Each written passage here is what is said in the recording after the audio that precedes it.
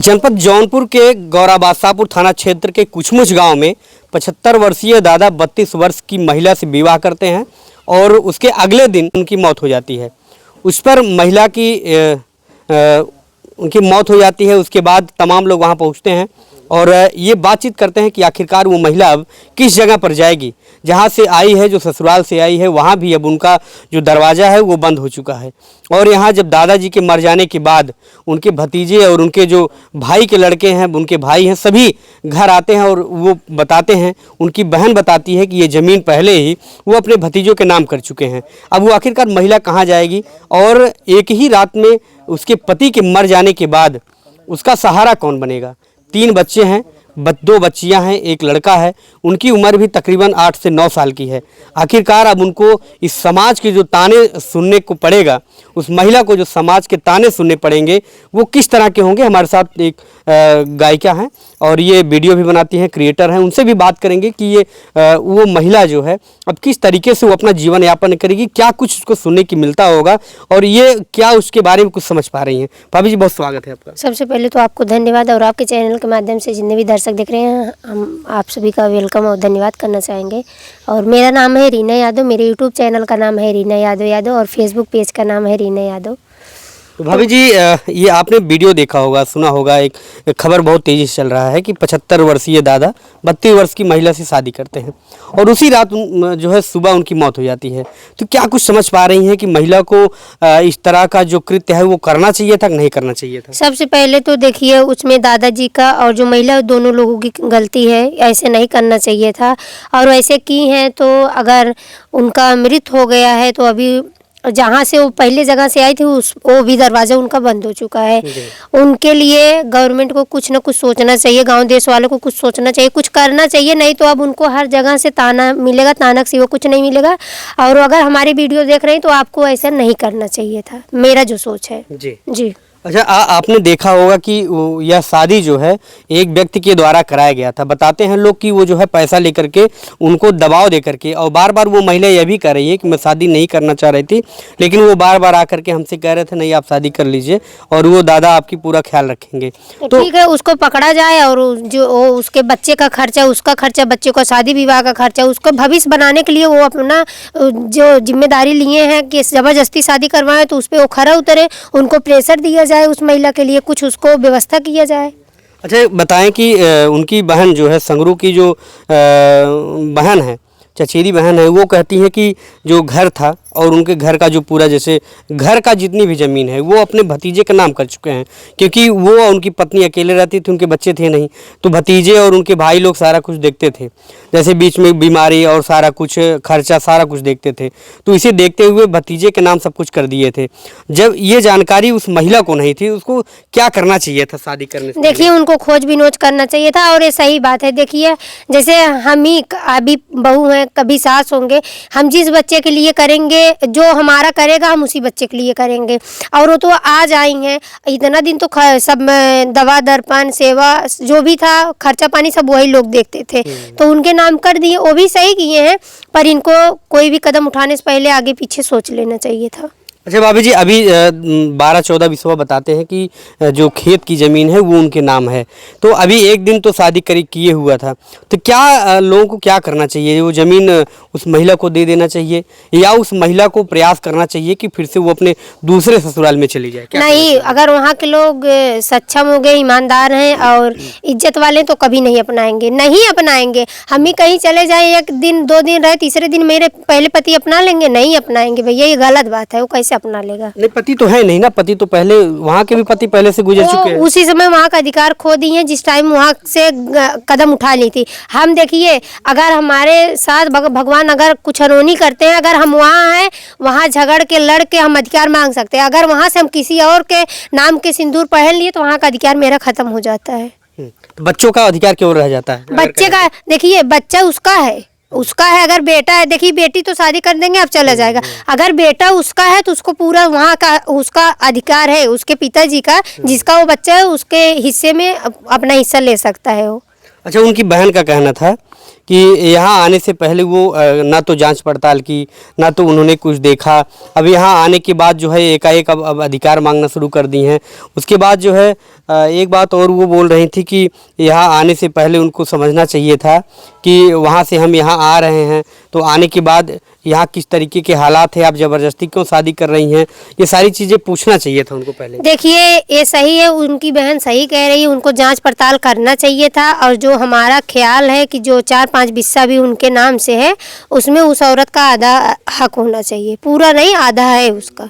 जी तो अभी गांव वालों को क्या कहेंगी आपकी, जैसे उनके घर वाले हों, गांव वाले हों, अच्छा ये अगर प्रयास करें तो क्या दोबारा अगर वो अपने घर जा सकती हैं तो क्या ये उचित होगा?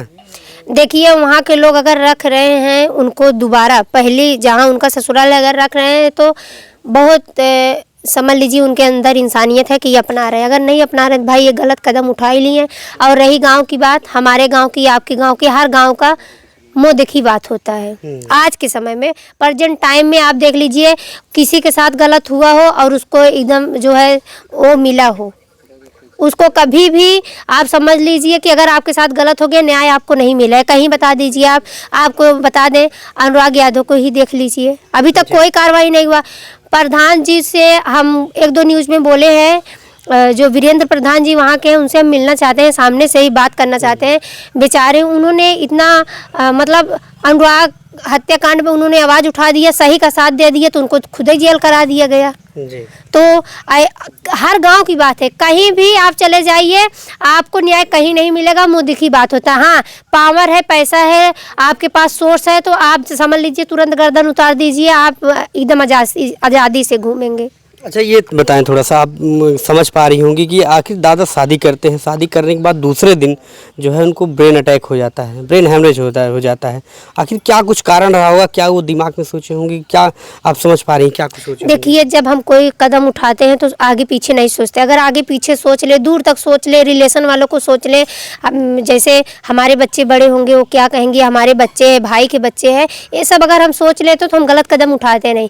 जब वो शादी किए होंगे तमाम कलर की बातें होंगी, समाज की याद आया होगा, हम समाज में लोगों के पास बैठेंगे, हमारे भाई हैं, भाई के बच्चे हैं, एक अच्छे लेवल पे हैं, 4 लोग उन्हें भी जान रहे हैं क्या है कैसा है, बहुत सारी चीज़ें के प्रेशर पड़ा होगा उनके दिमाग में, और क्या हो सकता है। अच्छा कहने का मतलब ये है कि शादी करने के बाद उनको पछतावा हुआ होगा कि आखिरकार जो है हमने ये सब क्या कर दिया, और क्या कारण हो सकता है, या यही पछतावा है उनको कि हमने कैसा कदम उठा लिया, और उनको नहीं उठाना चाहिए था पूरा, जब इतना उम्र बीत गया है तो अपना बिता लेना चाहिए था, और क्या।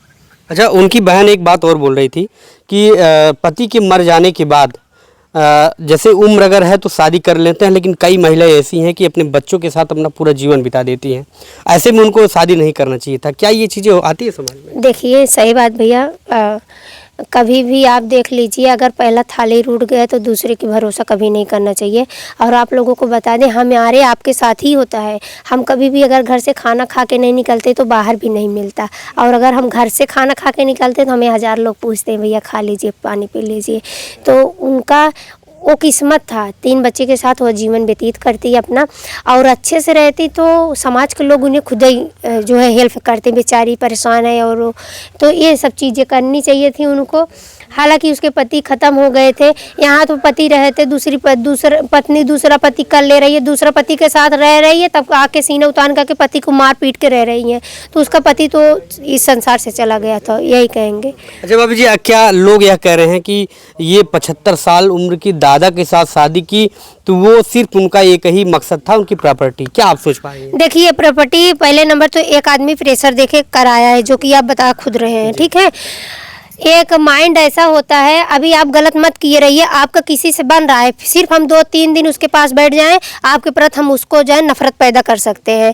तो वो प्रेशर दिया, महिला थी, उसका थिंकिंग यहाँ जेंट्स का महिला चेंज हो जाएगा। आज तक अब आप देख लीजिए, आपके पास अगर रिकॉर्डिंग रहेगा, वीडियो रिकॉर्डिंग रहेगा, आप प्रूफ देंगे तो आपका कोई नहीं विश्वास कर, लेकिन कोई आके दूसरा उसका कान भर दिए, चाय पानी करा दिए, तो उसका बात उसको समझ में आ जाता है।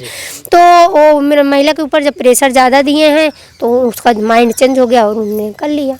तो क्या वहाँ प्रॉपर्टी के बारे में उन्होंने नहीं सोचा होगा कि दादा तो 75 साल के हैं, कुछ दिन जिएंगे मर जाएंगे, उसके बाद सारी प्रॉपर्टी मेरी? जाहिर सी बात है, अगर उन्होंने महिला को प्रेशर दिया तो ज़मीन की बात हुई होगी, उनके पास कोई नहीं, इतना जर है, इतना ज़मीन है, इतना सबाब का हो जाएगा, कितना दिन रहेंगे, मतलब बहुत सारी चीज़ें उसके माइंड में, ऐसा कोई जल्दी अपना दिमाग नहीं फिसला देता है।